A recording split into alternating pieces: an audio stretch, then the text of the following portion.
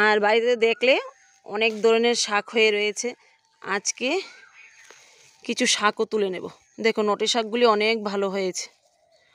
আর যদি একদিন বৃষ্টি হয় আরও প্রচুর পরিমাণে শাক হবে।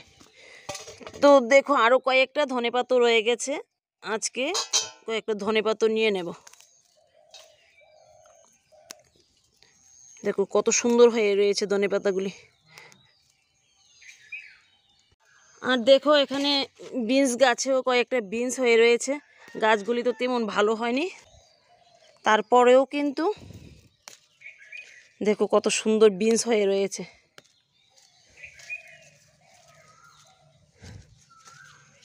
তো দেখো কয়টা বিনস পেয়ে গেলাম। আর এবার গাছগুলি উঠিয়েই ফেলবো। এখানে কয়েকটা মটর শাকও রয়েছে, তো মটর শাকগুলিকেও নিয়ে নেব। তো বন্ধুরা সবগুলি শাক তুলে তারপর তোমাদের দেখাই।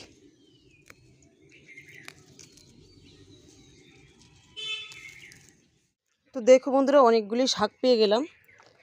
আর আজকেও কয়েকটা বীজ লাগিয়ে দেব। দেখো এখানে কুমড়ার বীজ নিয়ে আসলাম কয়েকটা। তো ওই সাইডের বীজগুলি তো সবগুলি হয়েছে। প্রথম দিকে ভাবলাম একটু হবে না, এখন দেখি সবগুলি হয়েছে। তো বাকি বীজগুলিকেও লাগিয়ে দেব। আর এই গাছগুলিকে তুলে তারপর এই জায়গাতেও লাগিয়ে দেব। আর দেখো ফুলকপিগুলি আর ভালো হবে না, আজকে এই ফুলকপিগুলিকে তুলে নেব। আর দেখো এখানে কুমড়ার গাছগুলি ভালোই হয়েছে। আর লাল শাকগুলিকে দেখো, লাল শাকগুলি অনেকটা বড় হয়ে গেছে। তো দেখি কখন তুলি, কারণ শাক তো আর কেউই খেতে চায় না।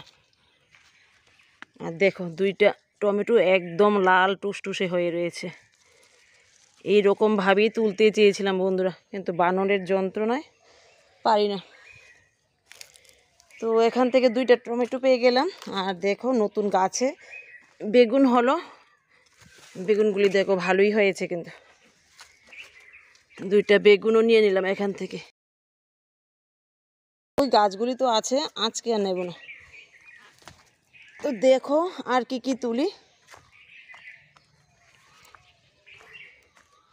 আজকে গাজর গাছের গোড়াতে প্রচুর পরিমাণ জল দিয়েছি, দেখি তোলা যায় কি না।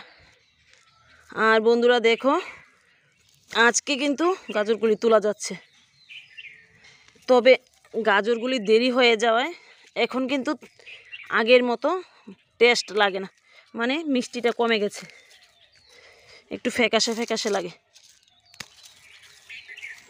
বাবাটা ছিঁড়ে গেল।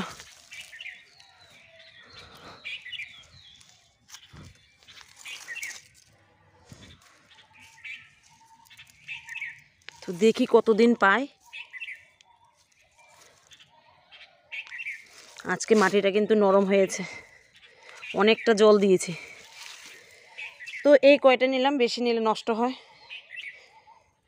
তো চলো আর কি কি পাই দেখি। এবার কয়েকটা শিম নিয়ে নেব। আর এই সাইডের শিমগুলি একদম খাওয়াই হয়ে গেছে। তো যখন ভিডিও বানাই তখন তো তুলি, তাছাড়াও যখন প্রয়োজন হয় তুলে নিয়ে যাই।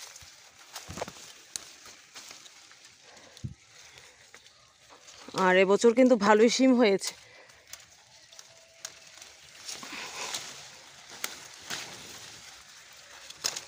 বেশি নেব না, যতটুকু প্রয়োজন ততটুকুই নেব। বাস নিয়ে নিলাম, আর নেব না। চলে এলাম ছাদ বাগানে। আর দেখো গাছগুলির অবস্থা একদম খারাপ হয়ে গেছে। মানে এত রোদ দুপুরবেলা হয় যে ছাদে আসাই যায় না। আর গাছগুলিও দেখো একদম ঝিমিয়ে গেছে।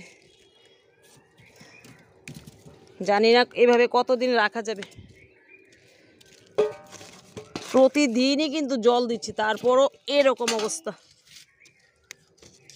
আর আজকে মনে হয় সবগুলি টমেটোই পেকে গেছে। দেখো মানে এত গরম, টমেটোগুলি পেকে গেছে। তো সবগুলি নেব না, যেগুলি একটু লাল হয়েছে সেগুলিকেই নেব। দেখো কি অবস্থা হয়েছে গাছগুলি।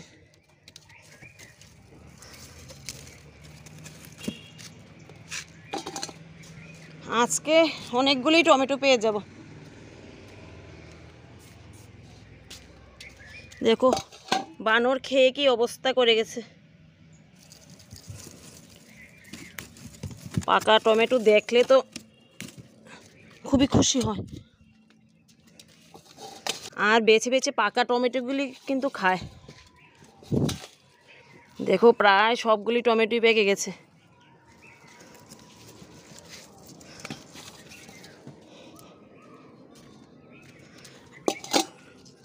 দেখো প্রত্যেকটা গাছে টমেটো পেকেছে।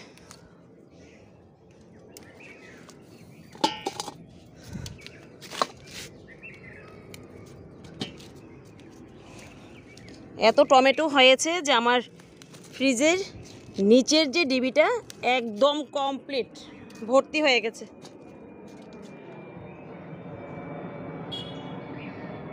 দেখো প্লেন দেখলে আমরাও কিন্তু ছোট হয়ে যায়, দেখতে ইচ্ছে করে।